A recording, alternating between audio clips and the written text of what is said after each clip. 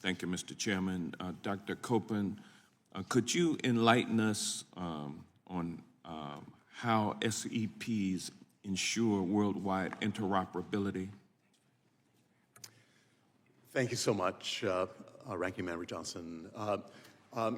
The technical committees working on international standards bring together science and engineering experts to consider the broad dimensions of a standard, for example, in advanced communications.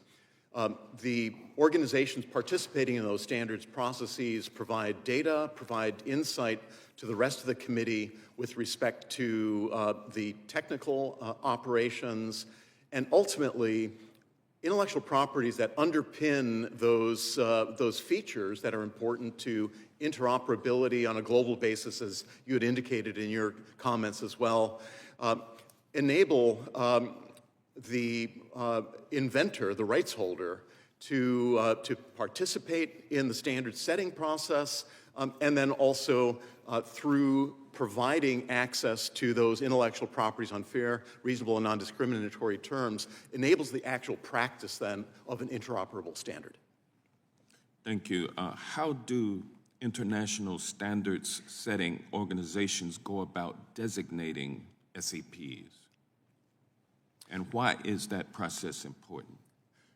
It is indeed a very important consideration. It is an analysis that's carried out by the committees on contributions to the standard itself and to the merits that are delivered by the intellectual property, by the invention to the standard on a relative basis.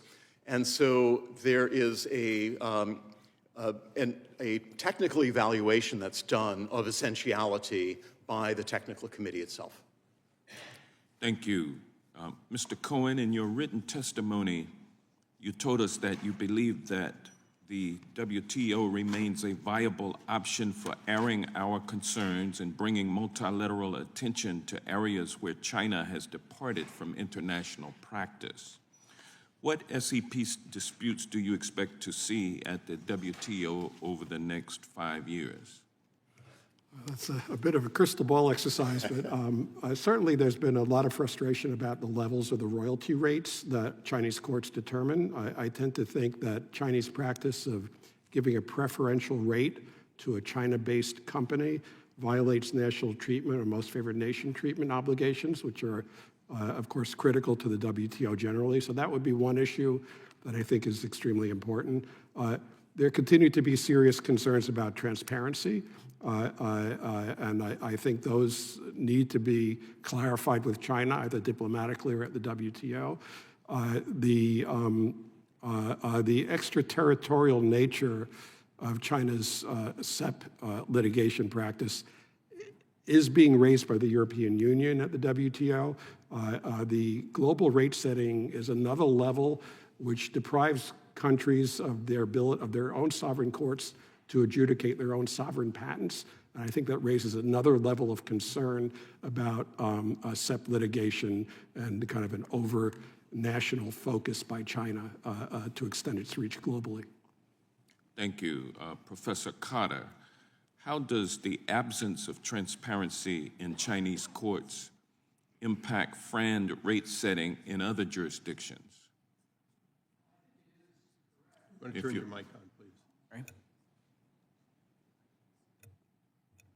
There, is that on? Yes, Yes. Okay, sorry.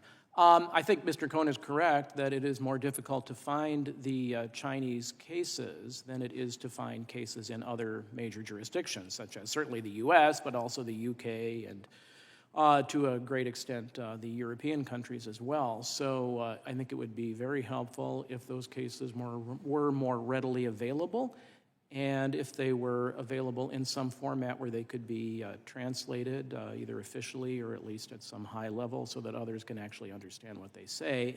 I don't speak or read Chinese, so I am always reliant on translations or reports of these cases, and so I think it would be advantageous if the cases were more readily available to the community generally. Thank you. Mr. Chairman, I'll yield back my 3 seconds. Thank you very much.